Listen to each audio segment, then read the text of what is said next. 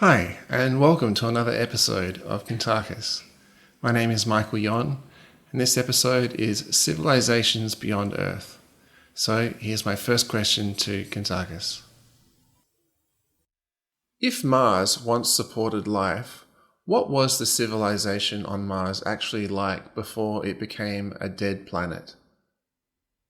They literally destroyed themselves through their own stupidity.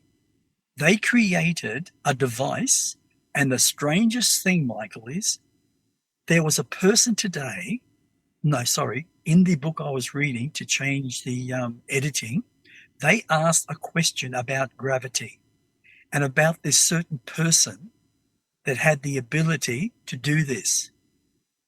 And what's really interesting is I looked into the future, and in 2038, this person will actually reincarnate and create this electromagnesium device that can transform gravity into nothing.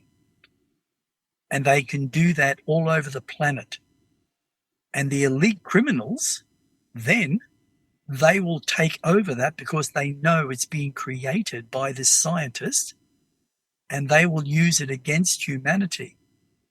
And that's really interesting. That's what I found very fascinating. But these beings, they were a little bit humanoid that lived on Mars. Yes, it's been vacant with no form of life for a very, very long time. Everything on that planet was completely vaporized through technology. People were burnt up, buildings were destroyed, everything. And that planet's been sitting there for millions of years. Now, the interesting thing about Mars, they never had proper buildings. They had portable buildings that just sat on the ground, not like we construct things. And they were all over Mars, different cities, but they were similar to humans, round about anything from 5'6" to say just under 6 feet in height. They had a very, very unusual face, very flat in the front. Their head was wider and narrower, but also they had much smaller ears to what humans do. And they did have muscle structure, and they did have a weight issue. So they were very similar to humans from that perspective. But they created technology that literally vaporized basically everything off that planet, including water, trees. The Mars itself was a flourishing planet several million years ago. And that's really strange how technology could literally wipe out everything. But there are traces on Mars. If anybody goes there, like say humanity goes there within the next 30 years, and they say do a survey of the entire thing, they will find that originally that there was a civilization upon that planet, because there are a lot of caves on Mars, a lot. And maybe they used it for storage, for living. No one really knows. Even the Nipulans wouldn't know because they never recorded anything about Mars. I Because see. Mars is a very, very long way away. And they did have an interesting population. They had about 50 million on the entire planet. Now, whether they came from another civilization into this dimension, found Mars, and started to live upon it and create and use it maybe as a science area for all their experiments, better than doing it on their own planet. I have no idea because there's no history, but it's what I sense. And I can't say that is 100% truth, but it's what I sense, that maybe Mars was their planet that they discovered, and they lived upon it with around about 50 million of their species. But they created all this technology and maybe transported it all back or picked up to their own planet outside of this dimension. I would have to go into that very deeply, more than likely communicate with my father, Yakas Kardas, to discover that truth, or maybe another truth. I see. And if a planet loses all life, does anything of its past consciousness or history remain accessible? Absolutely it does. Energy's a beautiful thing, Michael. When you exist, it doesn't matter whether you exist in a body or in a spirit. While you exist in the body, you have a memory that's within your brain, and it remembers all the data of all your experiences. You also have a cellular memory. That cellular memory holds all your past incarnations. Now, the interesting part about that, what you just asked, that energy is still around. Now, whether it's Mars or any other planet in any other universe, but let's use Mars as an example. If someone created a device, and there are planets like the Caris, like the Ilias, even the Muhas, they have devices that they can read the past of a planet, of their history, through the energy connection. The Charons, they bring their machine down here, to Mars, and they place it on Mars. Within a very short period of time, they can record all of Mars's past, and they can then view it on large screens to see exactly what the civilization was, how they lived, how they perished, and all that stuff that goes with it. So yes, energy is energy, no matter what. And it's all around Mars, as an example. We can't see it, we can't feel it, but it's there. Just like spirit world. Humans can't see it because it's a spirit world, but it's still living energy. Just like the human world, it is still living energy. Wow. And out of the physical alien races in this universe, what most clearly separates one civilization from another? Consciousness. It depends actually on the alien race, even if it was a human race.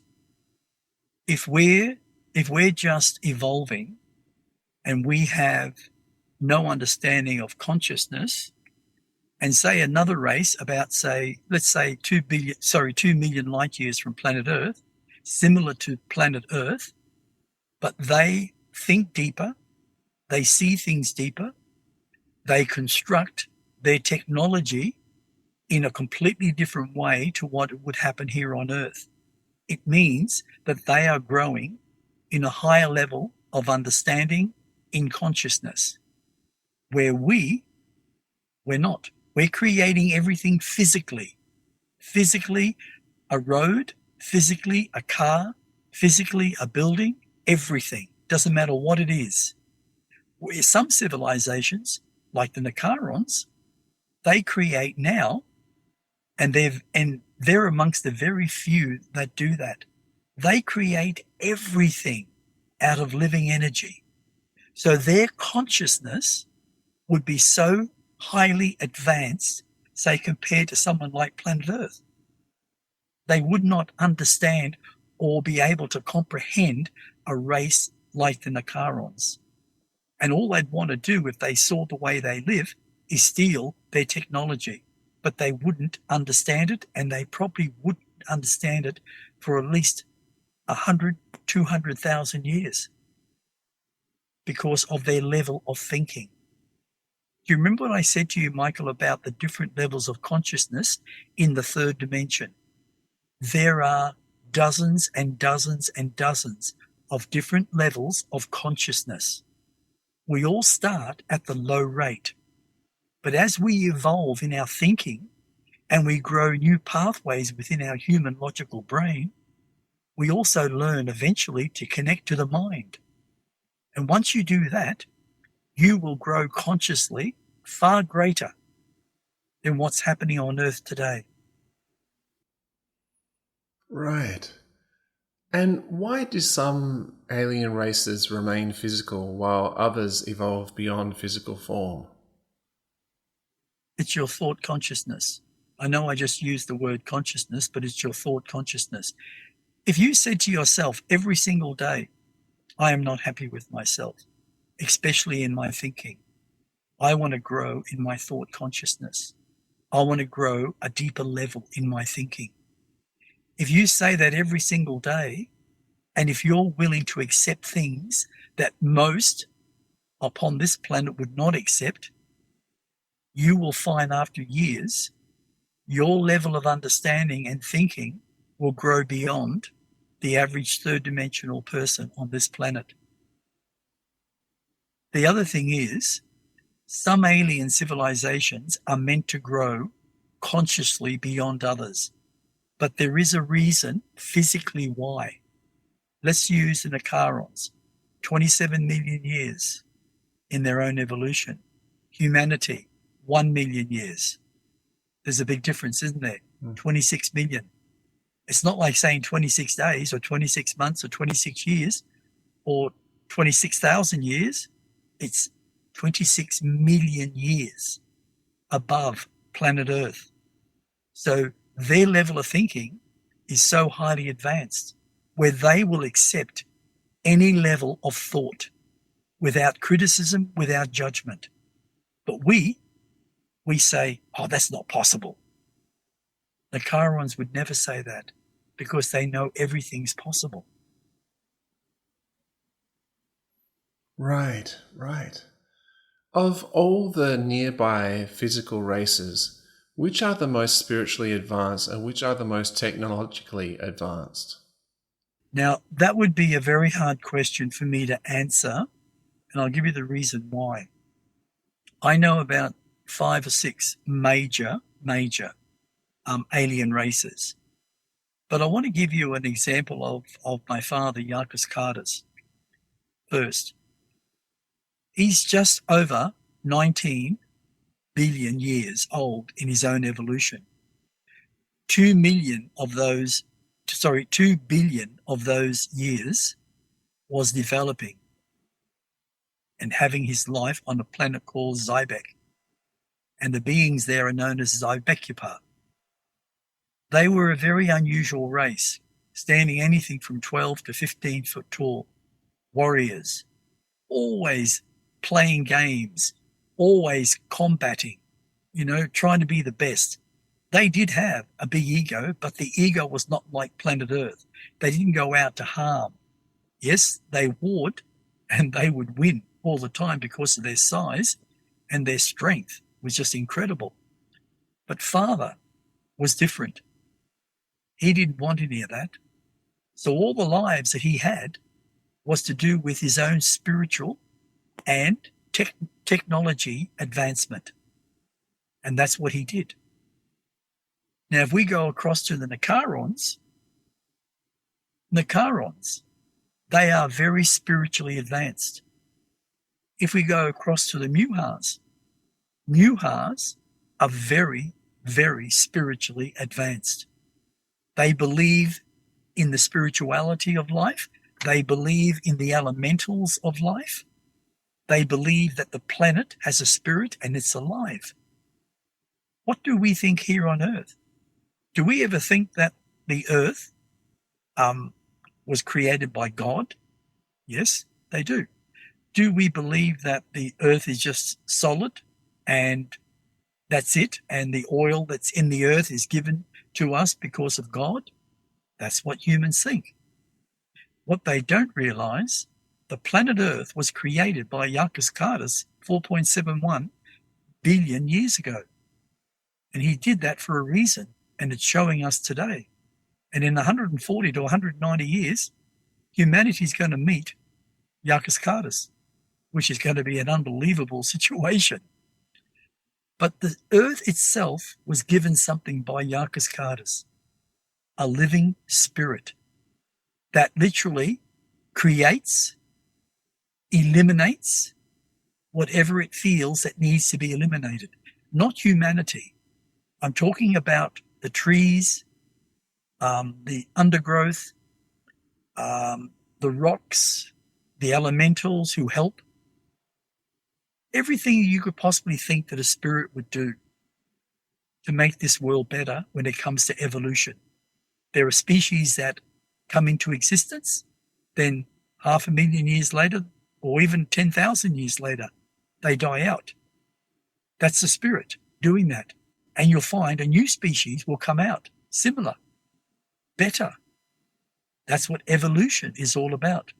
We here as humans, what do?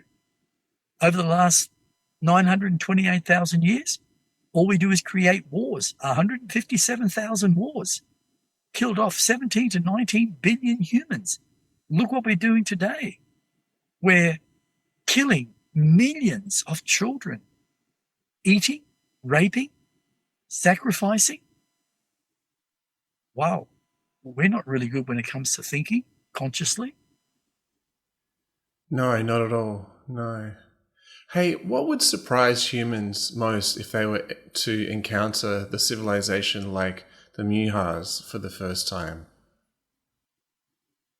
They would be fascinated, but humans in higher places would still think that they're above everything else because of the way the Muhas would approach them.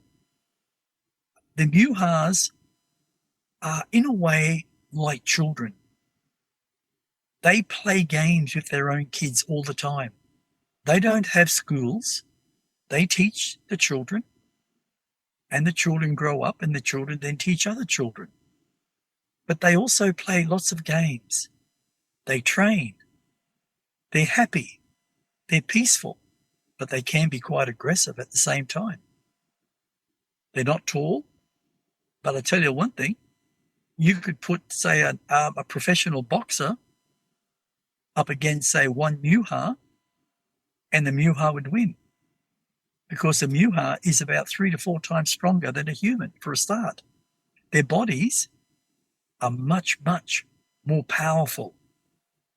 And if they kicked you, they'd snap your neck. If they grabbed you, you wouldn't be able to do anything about it. And yet they're smaller. They can toss you. They have an inner form of technology. That's how I see it. That is created to protect them. They're not aggressive, but they can be if they're approached in that way. But they will always try to, how would you say, talk it out. So they don't have violence. They're not into violence.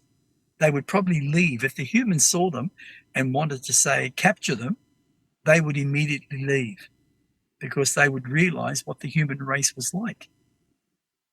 And yet, if humans actually saw the Muhas, the way they're shaped, the way they have their hair, the way the colors in their body form, their eyes, they would be shocked. And yet, there would be some humans, probably, could be a couple of million even in Australia, who would be fascinated and just want to know more about their civilization. It depends on every single individual's level of thinking and what they can accept and what they can't accept. And how does the Munha civilization organize itself socially, politically, or spiritually? They have mass meetings, and they're not controlled. They're not told they have to come. The Muhas love spirituality.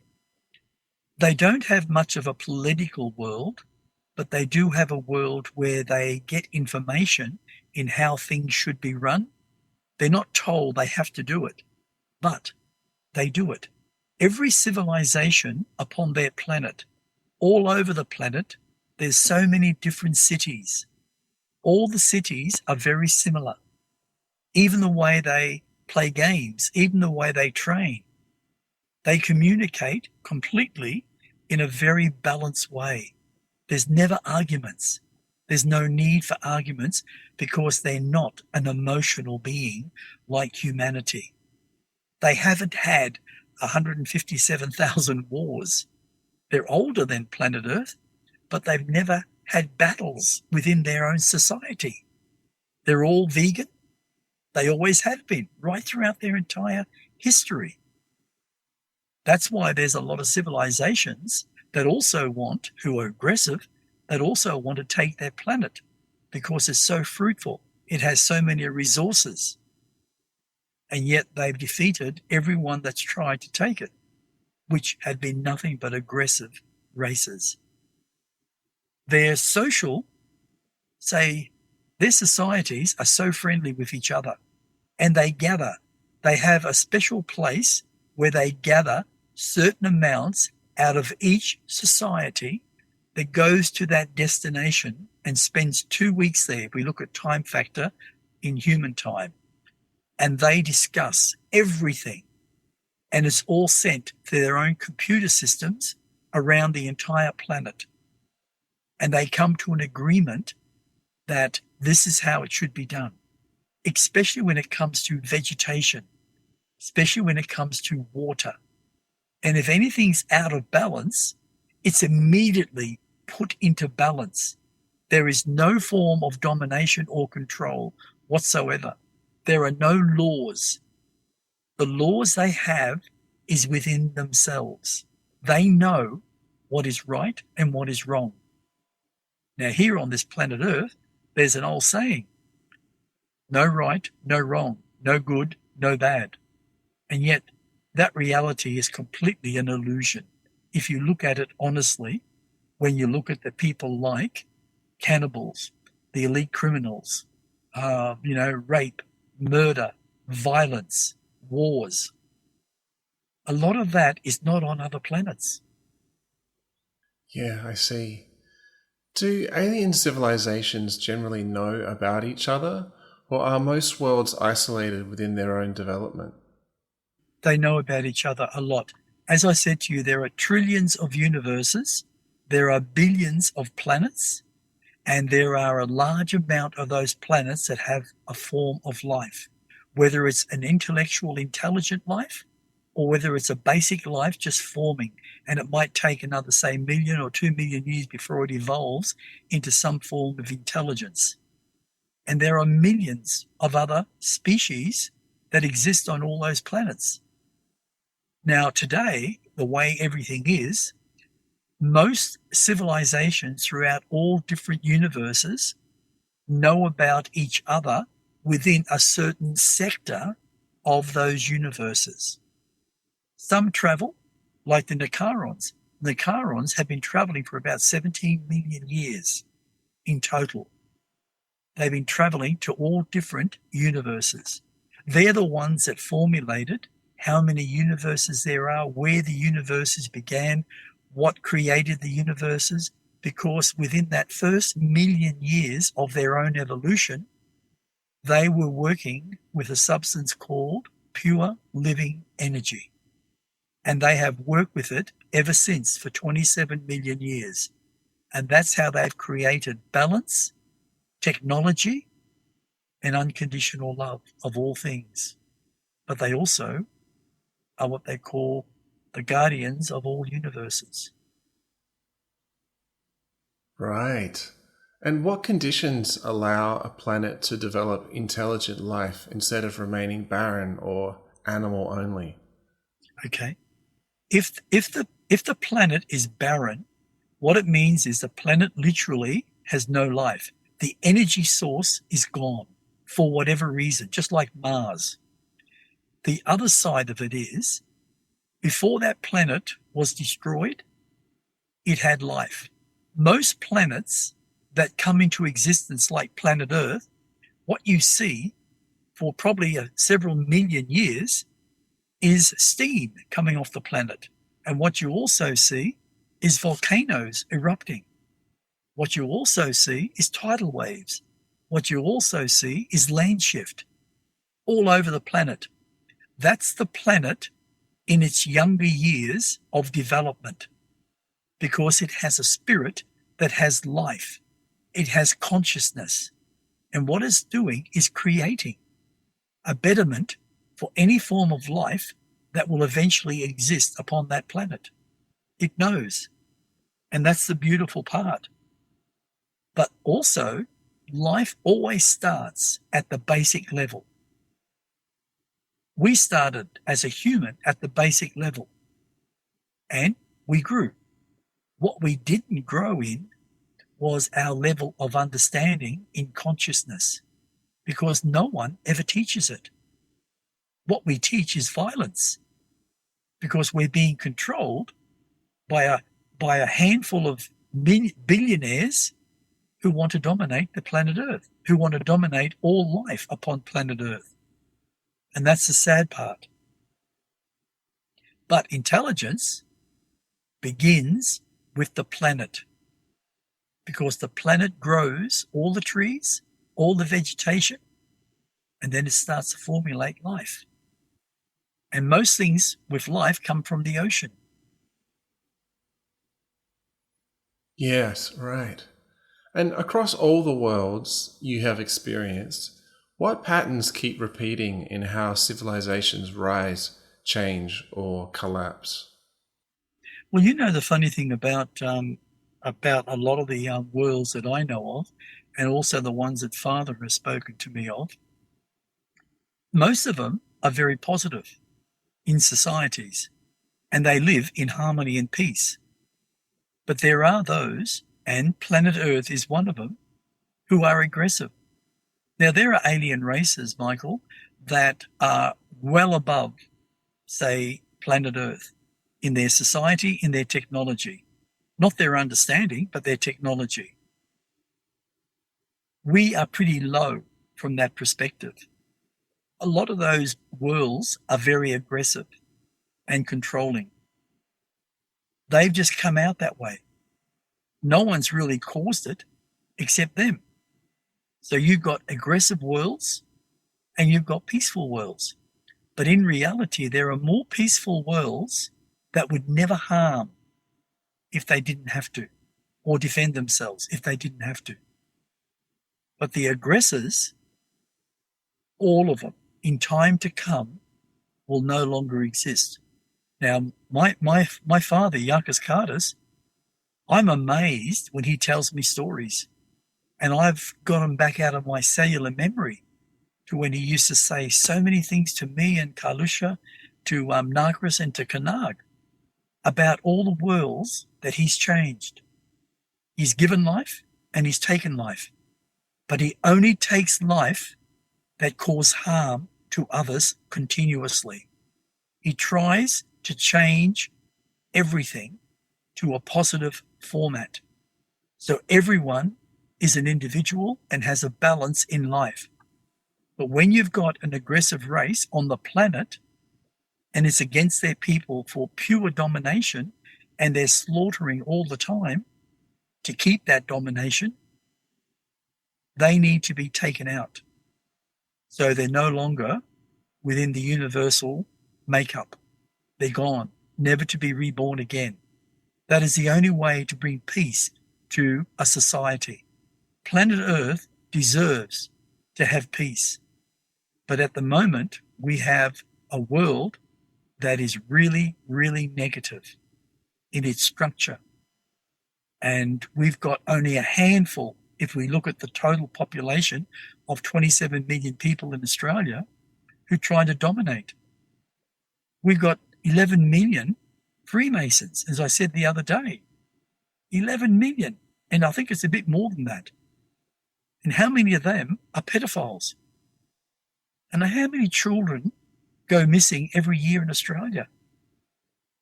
How many children have programs in schools that are set up to take photos, even to find out where you live? In America, it's huge. In Australia, it's becoming huge. And that's the sad part also. Yeah, for sure. So if humanity were introduced to one alien civilization first, which one would be the safest or most important for us to understand? Nicarons. But I could say also first the Ilias from the planet Taurus, because they've been here already. I think it's 20,600 and something, but those pyramids were built for a reason, to help in the guidance of other spaceships coming to planet Earth. But there was a lot more to it. And they knew that the race was causing massive issues, massive problems, and they decided, that's it, we've had enough, we're leaving. But the thing is, if humanity got to a point where it was no longer looking to, say, steal technology or to murder another race just to get their spaceship, and be more friendly and want to learn and grow consciously, I would personally recommend definitely the Ilias, because that's what they are, teachers within themselves. The second race would be the Nicarons. Yeah, so Yeah, but we need more of an intervention, don't we? we do, mate, but unfortunately it's not going to be for another 140 to 190 years. Yeah. I thought it was around 180, but it's not actually. I looked that up, it's 190. So anywhere in between that, there'll be a ship coming here that's going to have quite a few representatives and ambassadors. And it's going to be also the removal of, as I said to you, 3.317 something billion humans off this planet. In other words, as I said to you, all the pedophiles, all the serial murderers, serial rapists, narcissists, psychopaths, terrorists, the elite criminals, all that, all gone. And only then will humanity have the opportunity to grow in consciousness. Yeah, very good. And we have an episode on that, which goes into good detail. Yeah. Yes. Thanks, Kentakis. That's really good. That's okay. This concludes another episode of Kentakis. If you'd like to find out more about Kentakis, find his website, which is etcconsciousness.com.